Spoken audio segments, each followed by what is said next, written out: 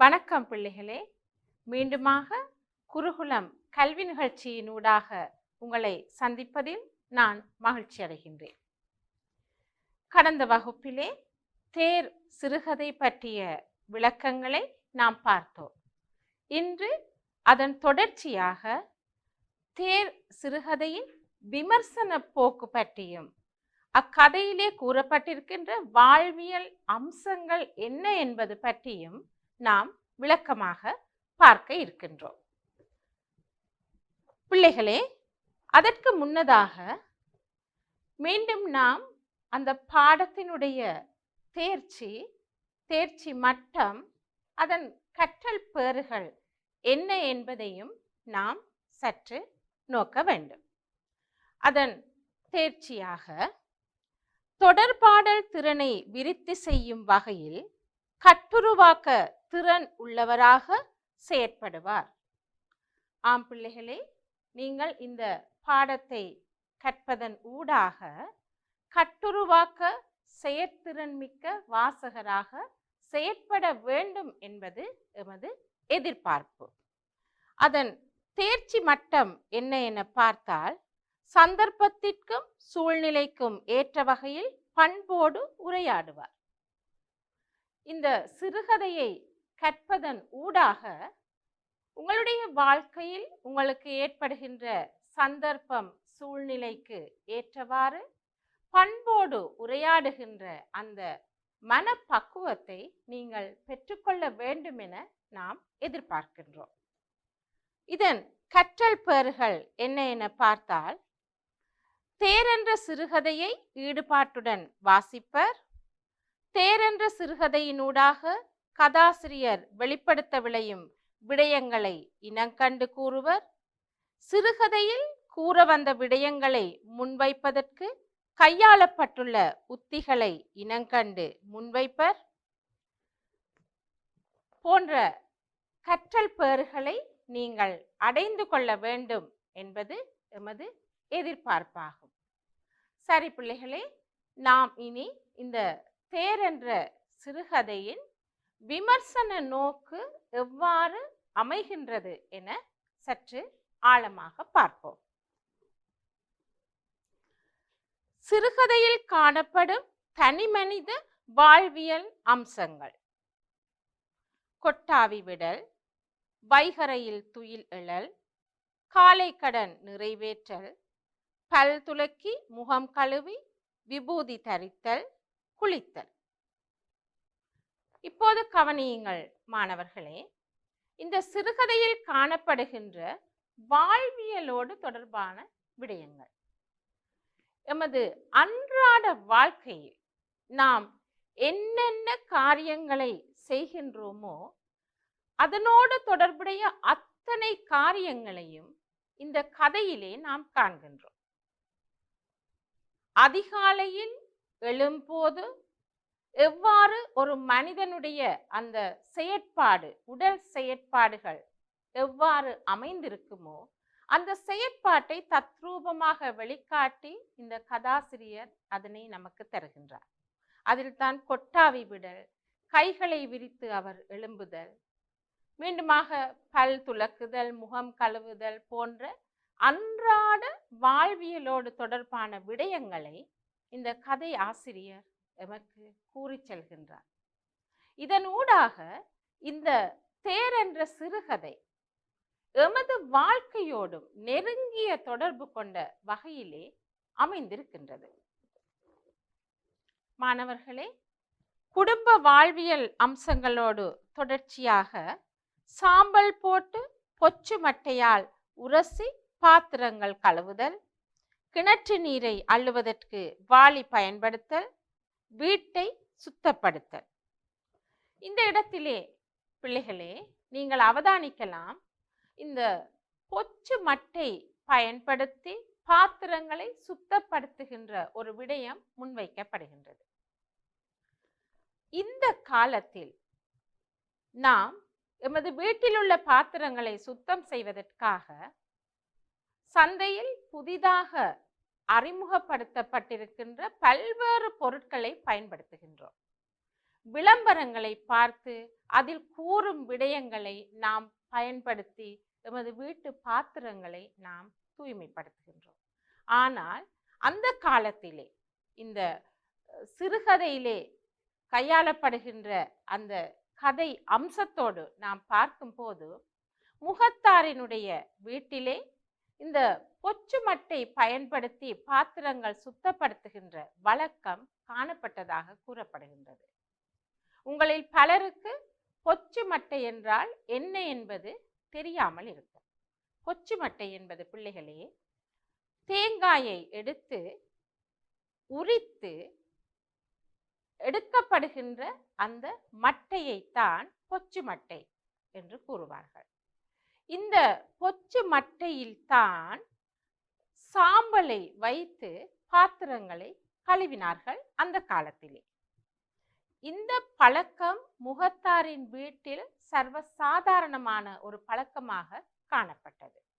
அதனை கூட இந்த கதையின் ஆசிரியர் இயல்பாக வாழ்வியல் அம்சங்களோடு சேர்ந்ததாக எமக்கு கூறியிருக்கின்றார். அடுத்து, கிணற்றிலிருந்து நீரை எடுப்பதற்கு வாளியை பயன்படுத்தி இருக்கின்றார்கள். இப்போது வாழுகின்ற உங்களுக்கு, இந்த காலத்திலே இருக்கின்ற உங்களுக்கு பிள்ளைகளே, கிணற்றிலிருந்து தண்ணி எடுக்கின்ற முறைகள் கூட தெரியாமல் இருக்கலாம். ஆனால் இந்த கதையிலே எமது கதை ஆசிரியர் தத்ரூபமாக அதனை வெளிப்படுத்தி காட்டுகின்றார். கிணற்றிலே தண்ணி எடுப்பதற்காக வாளியை பயன்படுத்தி அதிலிருந்து தண்ணியை எடுக்கின்றார்கள். இப்போது அவ்வாறு வாளி பயன்படுத்துகின்ற முறை மிக மிக குறைவாக காணப்படுகின்றது. இயந்திரத்தின் மூலமாக குழாயை பயன்படுத்தி நீரை இவர்கள் பெற்றுக்கொள்கின்றார்கள். அடுத்ததாக பிள்ளைகளே, குடும்ப வாழ்வியல் அம்சங்கள் என்ன என பார்த்தால், தேநீர் கோப்பி குடித்தல், காலை உணவாக பிட்டு மரவள்ளிக்கிழங்கு போன்றவற்றை உண்ணுதல், அன்றாடம் தேவையானவற்றை காலையில் கடைக்கு சென்று பொருட்கள் வாங்கி வருதல் போன்றவை குடும்ப வாழ்வியல் அம்சங்களாக காணப்படுகின்றன. இதில் கூறப்படுகின்ற விடயங்களை பார்த்தால் பிள்ளைகளே, அவர்களுடைய அந்த பழக்க வழக்கங்கள் கூறப்படுகின்றன. காலையில் எழுந்தவுடன் தேநீர் அருந்துதல், கோப்பி அருந்துதல் போன்றவற்றோடு காலை உணவாக பிட்டு மரவள்ளிக்கிழங்கு போன்றவற்றை உண்ணும் பழக்கமும் இங்கு கூறப்படுகின்றது. உங்களை பொறுத்தவரையில் பிள்ளைகளே, நீங்கள் காலை உணவாக பல்வேறு வகையான விதமான உணவுகளை உட்கொண்டு வருவீர்கள் என நான் நினைக்கின்றேன். ஆனால் முகத்தார் வாழ்ந்த காலத்திலே அவர்களுடைய காலை உணவாக பிட்டு இருந்திருக்கின்றது. அதைத்தான் அவர்கள் காலை உணவாக உண்ணும் பழக்கத்தை கொண்டிருந்தார்கள். அது மாத்திரமன்றி மரவள்ளிக்கிழங்கை கூட காலை உணவாக உட்கொள்ளும் பழக்கமுடையவர்களாக இவர்கள் இருந்திருக்கின்றார்கள். இவை மிகவும் சத்தான உணவுகளாக காணப்பட்டிருக்கின்றன. அவற்றைத்தான் இவர்கள் உண்டிருக்கின்றார்கள். அது மாத்திரமன்றி அன்று சமைக்க வேண்டிய உணவுப் பொருட்களை உரிய தினத்திலேயே கடைக்கு சென்று வாங்கி வந்து சமைக்கின்ற பழக்கங்களை கொண்டவர்களாக அவர்கள் காணப்பட்டார்கள். நாம் இப்போது என்ன செய்கின்றோம்? வாரத்தில் ஒரு நாள் கடைக்கு சென்று அந்த வாரத்திற்கு தேவையான பொருட்கள் அனைத்தையும் கொள்வனவு செய்து கொண்டு வந்து அவற்றை குளிர்சாதன பெட்டியில் அடைத்து வைத்துவிட்டு அதனை நாம் தேவையான பொழுது எடுத்து பயன்படுத்துகின்றோம். ஆனால் முகத்தாருடைய அந்த காலத்திலே அவர்கள் அவ்வாறு வாழவில்லை. இன்று தேவையான பொருட்களை உடனுக்குடன் கடைக்கு சென்று அவற்றை கொள்வனவு செய்து கொண்டு வந்து வீட்டிலே அதனை புதிதாகவே சமைத்து உண்ட அந்த பழக்கம் இந்த கதையிலே எமக்கு கூறப்படுகின்றது. அடுத்ததாக, காசு வைப்பதற்காக மடி சஞ்சை பயன்படுத்துதல். குடும்பமாக ஒன்று சேர்ந்து சமையல் வேலையில் ஈடுபடல். சடங்குகளுக்கு முக்கியத்துவம் கொடுத்தல். ஆம் பிள்ளைகளே, காசு வைப்பதற்காக மடி சஞ்சை பயன்படுத்துதல் என்ற சொல் பயன்படுத்தப்பட்டிருக்கின்றது. மடி சஞ்சு என்பது இந்த கதையில் கையாளப்பட்டிருக்கின்ற ஒரு சொல். நாம் இப்போது பணத்தை வைப்பதற்காக பணப்பையை பயன்படுத்துகின்றோம். அதுபோல அந்த காலத்திலே மக்கள் துணியினால் செய்த ஒரு பையை பயன்படுத்தினார்கள். அதைத்தான் இங்கு மடி சஞ்சை என குறிப்பிட்டிருக்கின்றார். அடுத்ததாக பிள்ளைகளே, குடும்பமாக ஒன்று சேர்ந்து அந்த வீட்டு வேலைகளில் ஈடுபடுகின்ற தன்மை. உங்களுக்கு தெரியும், கதையிலே புது வருட தினத்தன்று அவர் முகத்தாரின் பிள்ளைகள் அனைவருமே அந்த வீட்டிற்கு வருகை தந்திருக்கின்றார்கள். அன்றைய தினத்திற்கான உணவை சமைப்பதற்கு அனைவரும் ஒன்று சேர்ந்து சமையலில் ஈடுபடுகின்றார்கள். இது அவர்களுடைய குடும்பத்திலே காணப்பட்ட ஒற்றுமையை வெளிப்படுத்தி காட்டுகின்றது. அடுத்ததாக சடங்குகளுக்கு முக்கியத்துவம் கொடுக்கின்ற தன்மையும் இந்த கதையில் காட்டப்படுகின்றது. புது வருடம் பிறந்தால் உங்களுக்கு தெரியும், மருத்து நீர் தேய்த்து குளிக்கின்ற வழக்கம், புத்தாடை அணிகின்ற வழக்கம், கைவிசேடம் கொடுக்கின்ற வழக்கம் எமது தமிழ் பண்பாட்டை பிரதிபலித்து காட்டும் செயல்களாக இருக்கின்றன. இவை இந்த கதையிலே சித்தரித்து காட்டப்படுவது ஒரு சிறப்பம்சம் என்றே நாம் கூற வேண்டும். அடுத்ததாக பிள்ளைகளே, இந்த கதையிலே வருகின்ற பண்பாட்டு பொருட்கள், பழக்க வழக்கங்கள் என்பவற்றை பார்த்தால், பண்பாட்டு இடமாக பரம்பரை வீடு, கோயில், பாய், தலையணை, போர்வை ஆகிய பொருட்கள் பயன்படுத்தப்படும் தன்மை, சுருட்டு, நெருப்பட்டி போன்றவை பயன்படுத்தப்படுகின்ற தன்மை, நீற்றுப்பெட்டி விட்டு அவிப்பதற்காக பயன்படுத்தப்படுகின்றது, வாளி கிணற்றிலிருந்து நீரெடுக்க பயன்படுகின்றது, குத்தி பலகை பதிவாக இருக்கும் ஒரு இருக்கை, சால்வை, பஞ்சாங்கம், உமிக்கரி, வெண்சங்கு என்பன பயன்படுத்தப்படுகின்றன. இந்த குத்தி பலகை என்பது உங்களுக்கு ஒரு புது விடயமாக இருக்கலாம். அக்காலத்தில் வாழ்ந்த மக்கள் தமது சமையல் அறையிலே இந்த ஒரு இருக்கையை பயன்படுத்தி வந்தார்கள். இந்த இருக்கை பலகையினால் செய்யப்படும். பலகையினால் செய்யப்பட்ட பதிவான ஒரு இருக்கையாக இது காணப்படும். இந்த இருக்கையில் அமர்ந்துதான் சமையல் அறையில் வைத்து மரக்கறிகளை வெட்டுவது, பாத்திரங்களை சுத்தப்படுத்துவது போன்ற ஏனைய விடயங்களை பெரியவர்கள் செய்வார்கள். இந்த குத்தி பலகை என்பது ஒவ்வொருவருடைய சமையல் அறையிலும் காணப்பட்ட ஒரு இருக்கையாக இருந்தது. இது முகத்தார் வீட்டிலும் காணப்பட்டது என்பதை அவருடைய அந்த பழக்க வழக்கங்களை கூறுகின்ற அந்த சந்தர்ப்பத்தில், குத்தி பலகையில் அமர்ந்து வேலை செய்ததாக கூறப்படும் சந்தர்ப்பத்தை கொண்டு எம்மால் அறியக்கூடியதாக இருக்கின்றது. அடுத்ததாக வெண்சங்கு என்ற ஒரு பெயர் இங்கு குறிப்பிடப்பட்டுள்ளது.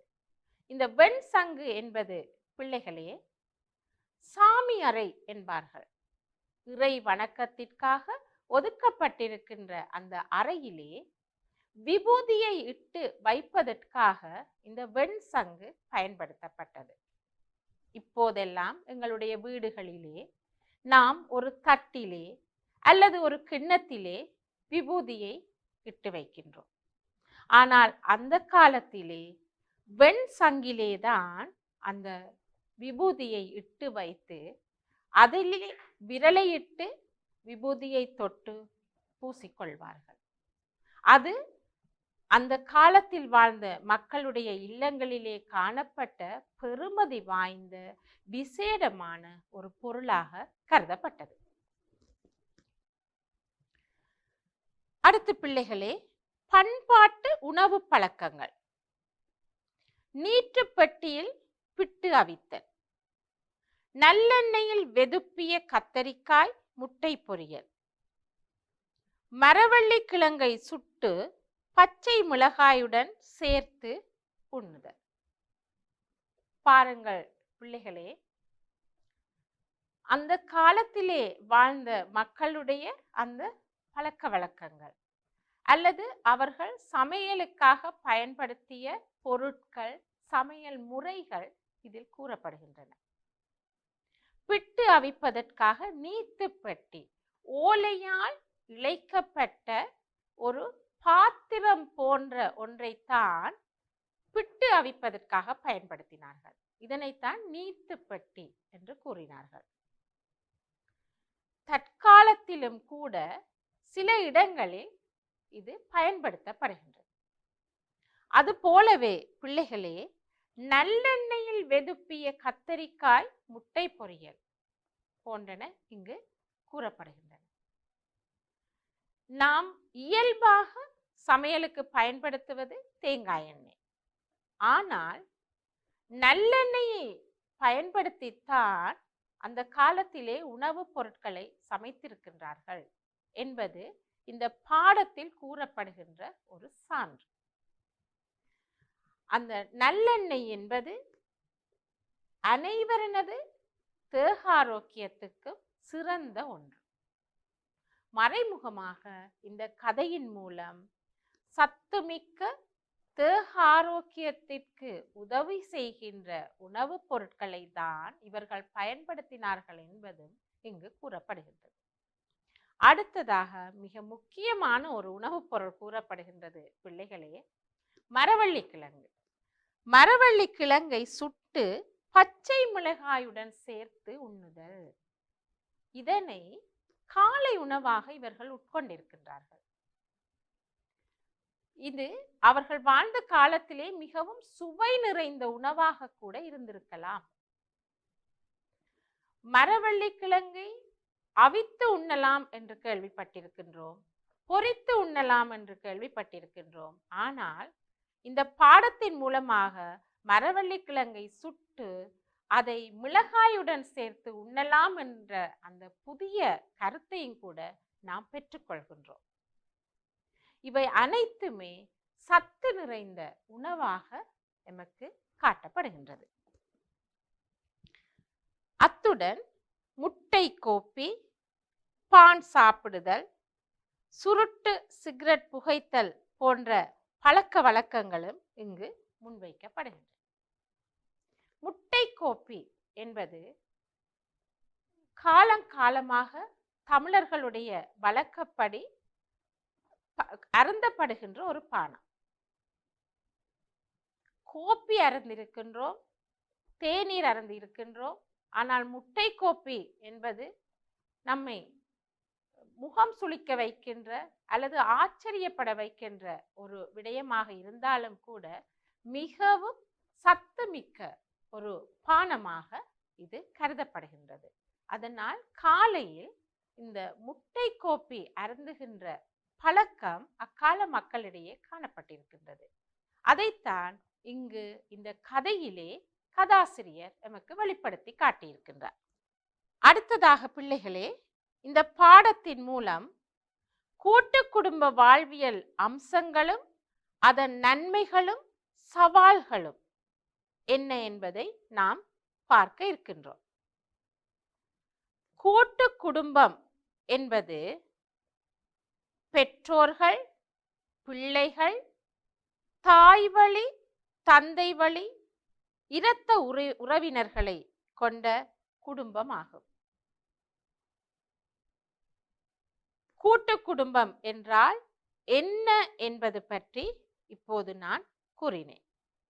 அதாவது பெற்றோர்கள், பிள்ளைகள், தாய் வழி, தந்தை வழி, இரத்த உறவினர்களை கொண்ட குடும்பமாக இது காணப்படுகின்றது. இதனை ஒன்றிணைந்த குடும்பம் என்றும், இணைந்த குடும்பம் என்றும், பரந்த குடும்பம் என்றும், விரிவடைந்த குடும்பம் என்றும் நாம் கூறலாம். அது மாத்திரமன்றி இங்கு முகத்தாரின் குடும்பமும் கூட்டு குடும்பமாகும். கூட்டு குடும்ப வாழ்வியல் அம்சங்கள். விசேட தினத்தில் அனைவரும் ஒன்றிணைதல், வேலைகளை பகிர்ந்து கொள்ளுதல், அனைவரும் மகிழ்ச்சியாக கலகலப்பாக இருத்தல். கூட்டு குடும்பம் என்றால் என்ன என பார்த்தோம். அந்த கூட்டு குடும்பத்தின் வாழ்வியல் அம்சங்கள் என்ன என பார்த்தால், விசேட தினத்தில் அனைவரும் ஒன்று சேர்ந்து மகிழ்ச்சியாக வேலைகளை பகிர்ந்து கொண்டு வேலைகளை செய்து ஒற்றுமையாக வாழுதல் இந்த கூட்டு குடும்பத்தின் ஒரு சிறப்பம்சமாக காணப்படுகின்றது. அதைவிட பிள்ளைகளே, சமூக அந்தஸ்து, பாச பிணைப்புகள், விட்டு கொடுக்காமல் பேசுதல், புரிந்துணர்வு சார்ந்த கூட்டு வழிபாட்டு விழா. சமூக அந்தஸ்து என்று பார்க்கும் போது, முகத்தார் எனப்படுகின்ற இந்த ஆறுமுகம் என்பவர் அந்த கிராமத்திலே மிகவும் பெருமை மிக்கவராக காணப்படுகின்றார். என்ன பெருமை என்று பார்த்தால், அவருக்கு 6 பிள்ளைகள் இருக்கின்றார்கள். இந்த 6 பிள்ளைகளில் 4 திருமணம் முடித்து குடும்பமாக வாழ்கின்றார்கள். அதிலும் மிகவும் சிறப்பாக வாழ்கின்றார்கள். திருமணம் முடிக்காமல் இருக்கின்ற 2 பிள்ளைகளும் கூட நல்ல நிலையில் இருக்கின்றார்கள். இளைய மகன் மனோகரன் கூட ஒரு நல்ல உத்தியோகத்தில் அவன் இருக்கின்றான். திருமணம் ஆகாமல் வீட்டில் இருக்கின்ற பத்மா என்ற மகள் கூட வீட்டு காரியங்களை செய்து கொண்டு தனது அன்பிற்கு கட்டுப்பட்டவளாக மிகவும் தன்மானத்தோடு வாழுகின்ற ஒரு மகளாக அவள் காணப்படுகின்றாள். இது முகத்தாருக்கு மிகவும் பெருமை தருகின்ற விடயமாக காணப்படுகின்றது.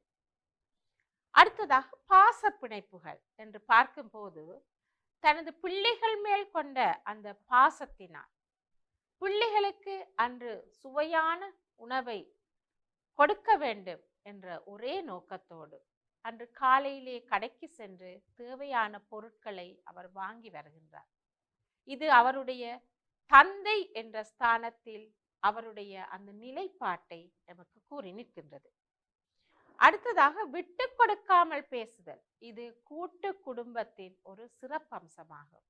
பிள்ளைகளே, இந்த கதையிலே நீங்கள் வாசிக்கும் பொழுது உங்களுக்கு தெரிந்திருக்கும், முகத்தாரின் மகள் பரிமளம் தன்னுடைய சகோதரனான மனோகரன் பற்றி ஒரு சிறு விடயம் கூறப்படும் போது அவனை விட்டு கொடுக்காமல் தன்னுடைய சகோதரனுக்காக அவள் பேசுகின்ற சந்தர்ப்பம் அங்கு சுட்டிக்காட்டப்படுகின்றது.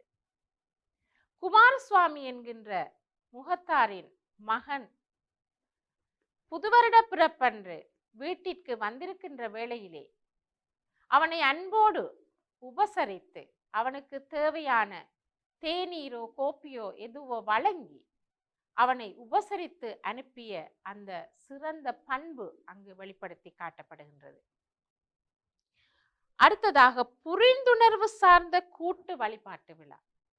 புதுவருட பிறப்பிற்காக வீட்டிற்கு வந்திருக்கின்ற அவருடைய குழந்தைகள், அவருடைய பிள்ளைகள் அனைவருமே ஒன்று சேர்ந்து அந்த வழிபாட்டு விழாவை, வழிபாட்டுடன் இணைந்த அந்த புதுவருட பிறப்பை சிறப்பாக செயல்படுத்துவதும் இந்த கதையினூடாக வெளிப்படுத்தி காட்டப்படுகின்றது. அடுத்ததாக பரஸ்பர தொடர்பு, ஒன்று சேர்தல், அர்ப்பணிப்பும் தியாக உணர்வும், சிறந்த ஆளுடை தொடர்புகள், பொறுப்புணர்ச்சி போன்ற பண்புகளும் இந்த குடும்பத்திலே நிலைத்து காணப்பட்டதை அவதானிக்க முடிந்தது. அடுத்ததாக உரிமை, விருந்தோம்பல் பண்பு, அனுபவங்கள் பகிரல் போன்றனவும் இந்த முகத்தாரின் குடும்பத்திலே காணப்பட்ட சிறந்த அம்சங்களாக காணப்பட்டன.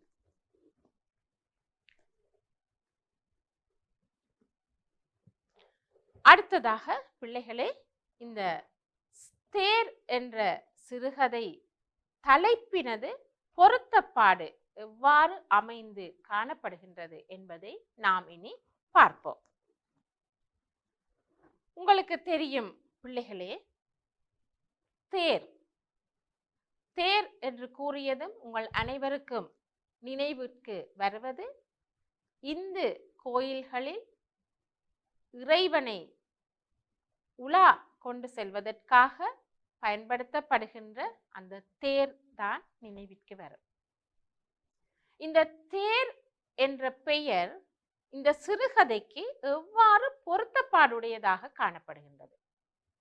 இப்போது நாம் ஒரு தேரிற்கு இருக்கின்ற அம்சங்கள் என்ன என்ன என்பதை பார்த்துவிட்டு அதன் பின்னர் இந்த தேர் என்ற சிறுகதையில் இருக்கின்ற அம்சங்கள் இந்த தேர் என்பதோடு எவ்வாறு பொருத்தமுற அமைந்திருக்கின்றது என்பதையும் நாம் பார்ப்போம். தேரிலே இந்த கோயில் தேர் இழுக்கப்படுகின்ற நாள் முக்கியமான ஒரு நாளாக இருக்கும். இந்த தேரானது முக்கணிகளால் அலங்காரம் செய்யப்பட்டிருக்கும். மக்களால் ஒற்றுமையாக இழுக்கப்படும். தீர்த்தத்திற்கு முதல் நாள் இழுப்பது வழக்கம். இந்த தேரானது பல்வேறு வடிவங்களை கொண்டு காணப்படும். 4 அல்லது அதற்கு மேற்பட்ட சக்கரங்களை கொண்டு அமைந்திருக்கும். எண்ணெய் பூசப்படுவது மற்றும் அனைத்து மதத்திற்குமாக இது பயன்படுத்தப்படுகின்றது. அடுத்து பிள்ளைகளே, இறை உருவங்களை வீதிக்கு எடுத்து செல்ல பயன்படும் 6 அசையா மணிகள் இங்கு காணப்படும். பழைய தேர் போல புதிய தேர் உருவாக்கப்படும். மெதுவாக நகர்ந்து செல்லும் தன்மையுடையது. இந்த தேரிற்கு அச்சாணி முக்கியமானது. இதனால் தான் அச்சாணி இல்லா தேர் முச்சாணும் ஓடாது என்பார்கள். வெளி வீதி வரும் காட்சியானது அனைவரையும் உருக்கும் தன்மையுடையதாக காணப்படுகின்றது. ஆம் பிள்ளைகளே, இப்போது நாம் பார்த்தது ஒரு கோயில் தேரினது அம்சங்கள். இந்த தேர் எவ்வாறு ஆக்கப்பட்டிருக்கும், எவ்வாறு அலங்கரிக்கப்பட்டிருக்கும், எவ்வாறு இந்த தேர் இழுத்து செல்லப்படுகின்றது என்பதையெல்லாம் நாம் பார்த்தோம். இப்போது இந்த முகத்தாரின் வீட்டிலே நடைபெறுகின்ற சம்பவங்கள், இந்த முகத்தாரினுடைய செயல்பாடுகள் இந்த தலைப்பினோடு எவ்வாறு ஒட்டி செல்கின்றது என்பதை நாம் பார்ப்போம். முகத்தாரிற்கு முக்கியமான நாள். இதற்கு முன்னர் பார்த்தோம் பிள்ளைகளே, தேர் இழுக்கப்படுகின்ற அந்த நாள் முக்கியமான ஒரு நாள். தேர் திருவிழா என்று கூறுவார்கள். அதுபோல முகத்தாரின் வீட்டிலே இது ஒரு முக்கியமான நாள். அது என்ன நாள்? அதுதான் புதுவருட தினம்.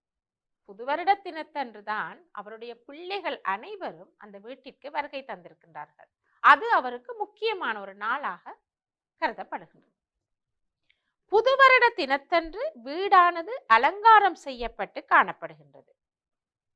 ஒற்றுமையாக கொண்டாடப்படுவது. முகத்தாரின் இறப்பிற்கு முன்னான முதுமை காலத்தில் கொண்டாடப்படுவது. ஒவ்வொரு பாத்திரமும் ஒவ்வொரு வடிவமான வாழ்க்கையினை வாழ்வது.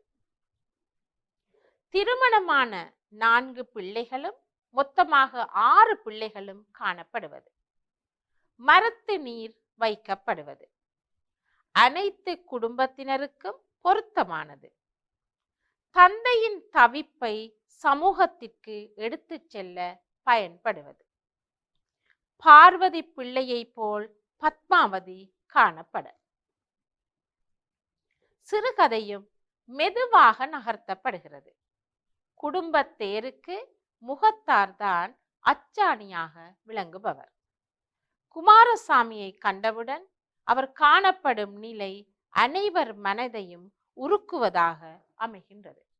ஆம் பிள்ளைகளே, இப்போது நீங்கள் நாம் கோயில் தேர் திருவிழா அன்று அந்த தேர் அலங்கரிக்கப்பட்டு தீர்த்தம் தெளிக்கப்பட்டு மக்களால் இழுத்துச் செல்லப்பட்டு வணங்கக்கூடிய தன்மையில் மாற்றப்படுவது போல இங்கு முகத்தாரின் வீட்டிலே புதுவருட தினத்தன்று நடைபெறுகின்ற நிகழ்வுகள். தேரிற்கு அச்சாணி முக்கியம் என்பது போல இங்கு இந்த தேர் என்கின்ற சிறுகதைக்கு அச்சாணியாக இருக்கின்றார் முகத்தார். அங்கு தேர் அலங்காரம் செய்யப்படுவது போல முகத்தாரின் வீடு அலங்காரம் செய்யப்படுகின்றது. அங்கு 4 அல்லது அதற்கு மேற்பட்ட சில்லுகள் காணப்படுவது போல இங்கு முகத்தாருக்கு 6 பிள்ளைகள் காணப்படுகின்றார்கள். அனைவரும் ஒன்று சேர்ந்துதான் தேரை இழுத்துச் செல்வார்கள். அதுபோல இங்கு முகத்தாரினுடைய அந்த குடும்பத்தை பிள்ளைகள் பேரப்பிள்ளைகள் என ஒற்றுமையாக சேர்ந்து அந்த சந்தோஷத்தை அவர்கள் கொண்டாடுகின்றார்கள். அந்த தேர் திருவிழாவின் போது அந்த தேரிலே நடைபெறுகின்ற அந்த கிரியைகள் இங்கு முகத்தாரின் வீட்டிலே புதுவருட தினத்தன்று நடைபெறுவதை நாம் அவதானிக்கின்றோம். இவ்வாறு நாம் கோயிலிலே பயன்படுத்துகின்ற அந்த தேருக்கும் சிறுகதையில் தலைவரையாக கொண்டு கையாளப்படுகின்ற அந்த கதைக்கும் எத்தனை பொருத்தப்பாடுகள் இருக்கின்றன என்பதை எம்மால் அவதானிக்க முடிகின்றது. ஒன்றோடு ஒன்று பொருத்தமுற அமைந்து காணப்படுகின்ற சிறப்பை நாம் காண்கின்றோம். அதனால் இந்த தேர் என்கின்ற அந்த பெயர் முகத்தாரினுடைய இந்த கதைக்கு மிகவும் பொருத்தமானதாக காணப்படுகின்றது. எஸ்போ என்கின்ற சிறுகதை எழுத்தாளர் இந்த கதைக்கு தேர் என பெயரிட்டிருப்பது மிகவும் பொருத்தமானதாக அமைந்திருப்பதை நம்மால் அவதானிக்க முடிகின்றது. சரி பிள்ளைகளே, அடுத்ததாக நாம் இக்கதை பகுதியில் ஆசிரியர் கையாண்டுள்ள மொழிநடையின் தன்மை பின்வருமாறு அமைந்துள்ளது.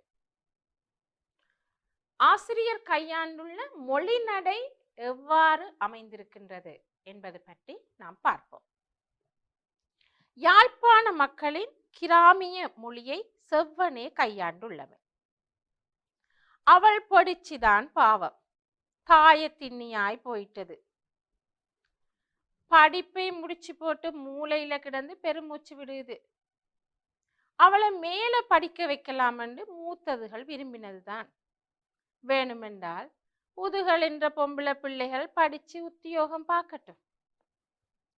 ஆம் பிள்ளைகளே, இயல்பான யாழ்ப்பாண பேச்சு வழக்கினை கையாண்டு தன்னுடைய கதையை படைத்திருப்பது எஸ்போ அவர்களுடைய ஒரு சிறப்பு தன்மையாகும்.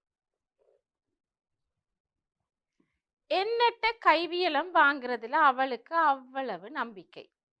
ஓம் அதுகளின்ற மூத்ததுக்கும் இந்த புது நாணய பேர் சட்டென்று மனசுல வார இல்ல.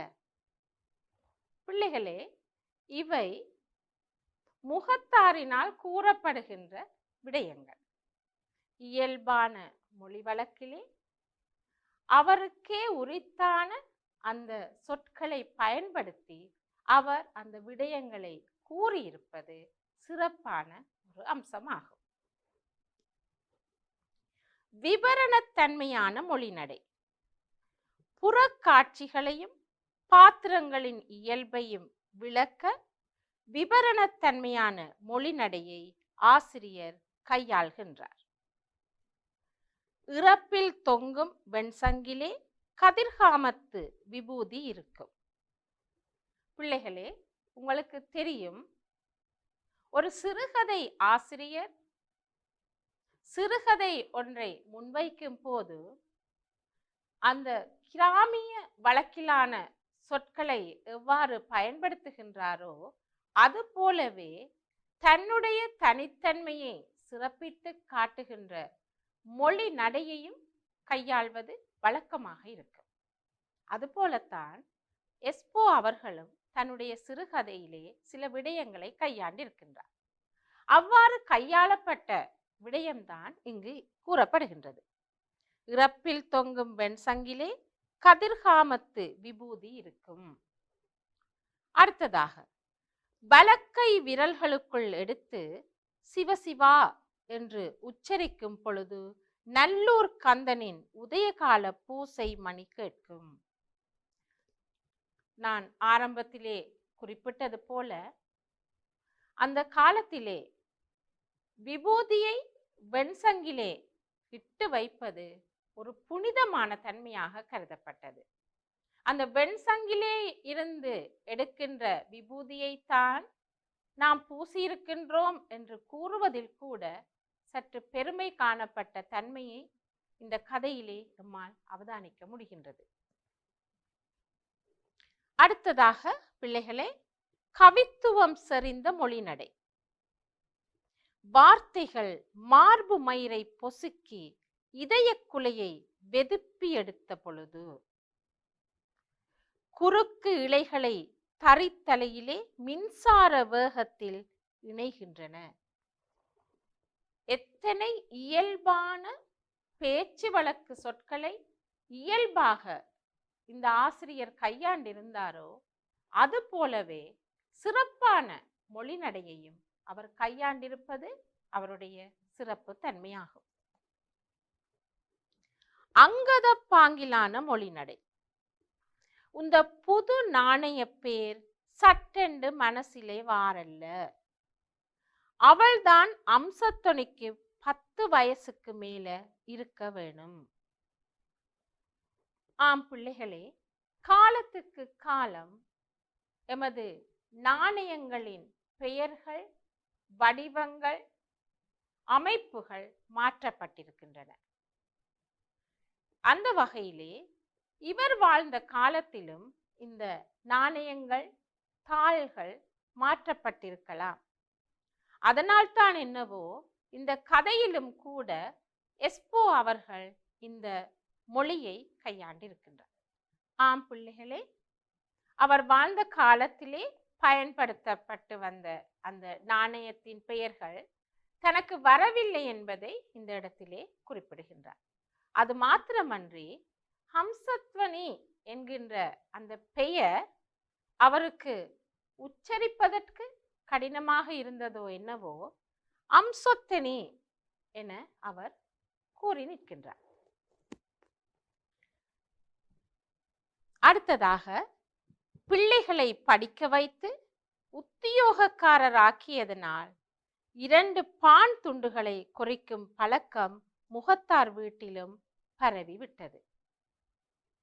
பிள்ளைகளே, நாம் இப்போது மிகவும் அவசரமான யுகத்திலே வாழ்ந்து வருகின்றோம்.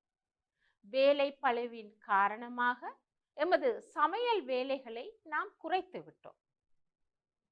அதுபோலத்தான் இந்த முகத்தாரின் வீட்டிலும் கூட பிள்ளைகள் அனைவருமே உத்தியோகம் பார்க்கின்ற இந்த காரணத்தினால் அவர்களும் இந்த பான் சாப்பிடுகின்ற பழக்கத்தை கொண்டவர்களாக இருந்திருக்கின்றார்கள் என்பது இந்த கதையினூடாக நமக்கு வெளிப்படுத்தி காட்டப்படுகின்றது. அடுத்ததாக, இந்த கதையிலே அணிப்பயன்பாடு கால ஓட்டத்திலே என்பது உருவக அணியாக இங்கு கூறப்படுகின்றது. அருகிய வழக்கில் உள்ள சொற்களின் பயன்பாடு. கொல்லையிலே கழிவு கர்மத்தை முடித்து தலை கொள்ளி வைத்து கோடி கட்டாதே கழிந்த பின்னடிக்கு தங்கட பாடுகளை தாங்களே பாக்குங்கள். ஆம் பிள்ளைகளே, உங்களுக்கு தெரியும், மரபு தொடர்களாகவும் பழமொழிகளாகவும் சிலேடையாகவும் சில மொழி பாவனை மக்களிடையே காணப்படுகின்றது.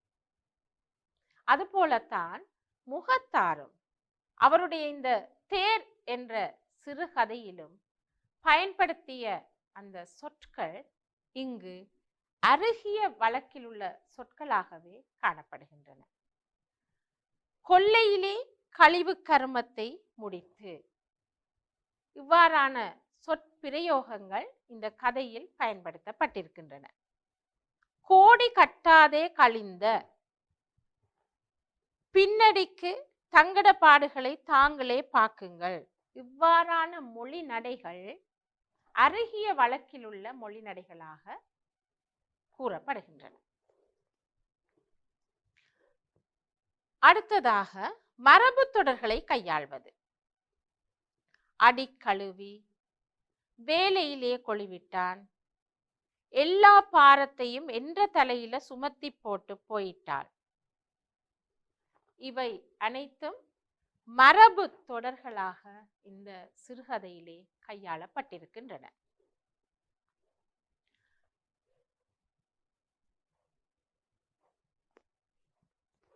விரிந்த பொருளை சுருக்கமாகவும் தாக்கத்தோடும் வெளிப்படுத்தும் உணர்ச்சி செறிவான மொழிநடை. இந்த புது நாணய பேர் சட்டென்று மனசுல வாரல்ல. அவள்தான் அம்சத்தினிக்கு 10 வயதுக்கு மேல இருக்க வேணும். என்ன 10? 11க்கு மேல. கடுக்கண்ணுற பருவம். இவ்வாறு விரிந்த பொருளை சுருக்கமாக கூறுகின்ற சில சொற்றொடர்களை இங்கு கதையாசிரியர் கையாண்டிருக்கின்றார். பிள்ளைகளே, இந்த சிறுகதையினூடாக பல்வேறு அம்சங்கள் வெளிப்படுத்தி காட்டப்பட்டிருக்கின்ற இந்த நேரத்தில் கூட இந்த தேர் என்ற சிறுகதையின் தலைப்பின் பொருத்தப்பாடு என்ன என்பதையும், இந்த கதையிலே கையாளப்பட்டிருக்கின்ற வாழ்வியல் அம்சங்கள் என்ன என்பதையும், கூட்டு குடும்பத்தின் மூலமாக அந்த குடும்பங்களிலே ஏற்படுகின்ற பழக்க வழக்கங்கள், அந்த குடும்பங்களிடையே காணப்படுகின்ற அந்த பிணைப்புகள் என்ன என்பது பற்றியும் நாம் பார்த்தோம். இவை மாத்திரமன்றி இந்த கதையில் கையாளப்பட்டிருக்கின்ற மொழிநடை, மரபு சொற்கள், அதைவிட விரிந்த பொருளை சுருக்கமாக கூறுகின்ற பல்வேறு வகையிலான விடயங்களை இந்த கதையினூடாக நாம் பார்த்தோம். சரி மாணவர்களே, இந்த தேர் என்ற சிறுகதையினூடாக நாம் பல்வேறு விடயங்களை பார்த்தோம். தேர் என்ற இந்த பெயர் இந்த கதைக்கு பொருத்தமான வகையில் அமைக்கப்பட்டுள்ளதா? எவ்வாறான வழிகளில் இது பொருத்தமாக அமைந்திருக்கின்றது?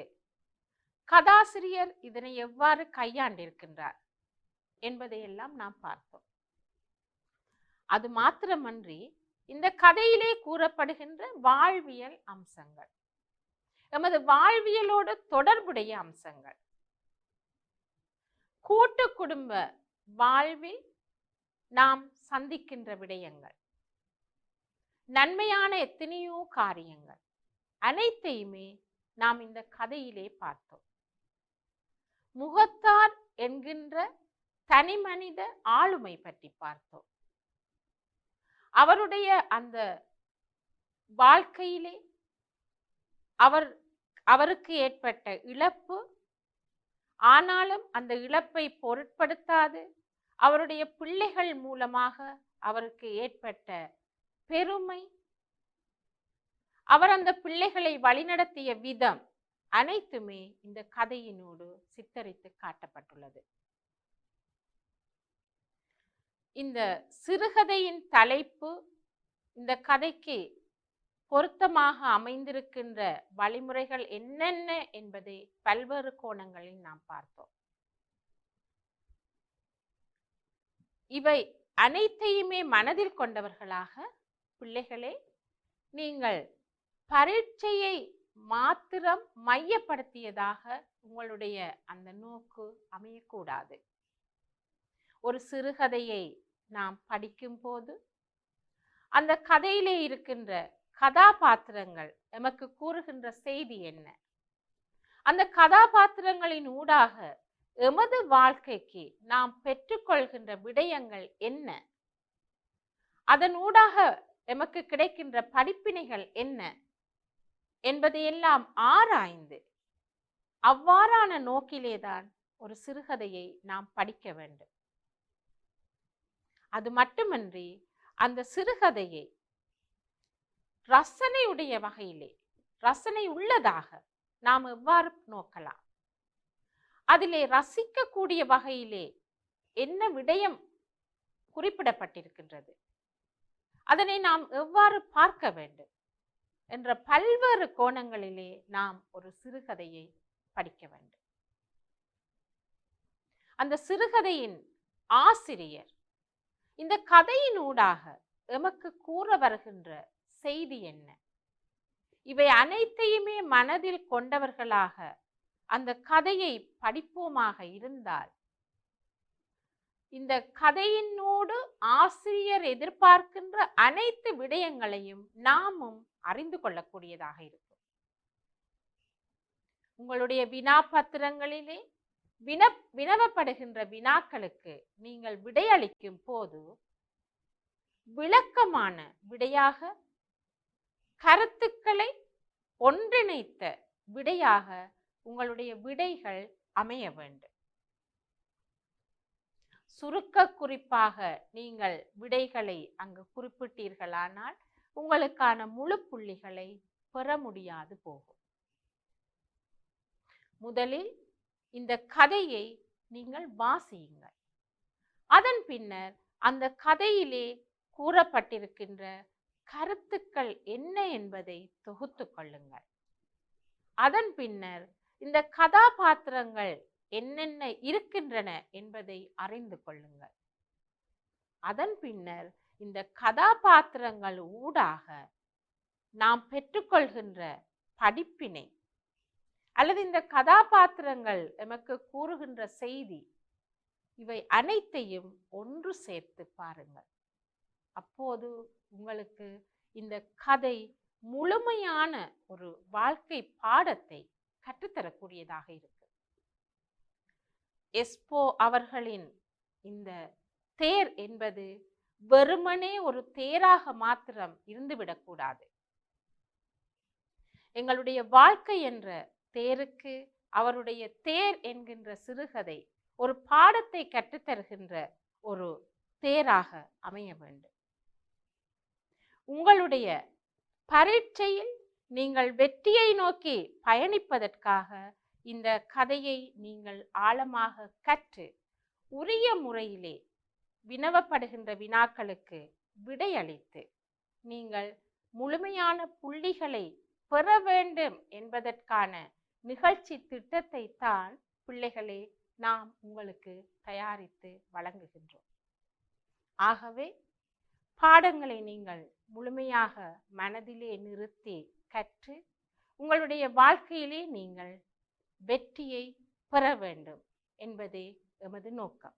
உங்களுடைய பரீட்சையின் போது வினவப்படுகின்ற வினாக்களுக்கு சிறந்த முறையில் விடையளிக்கும் ஆற்றலை நீங்கள் பெற்றிருப்பீர்கள் என நான் நினைக்கின்றேன்.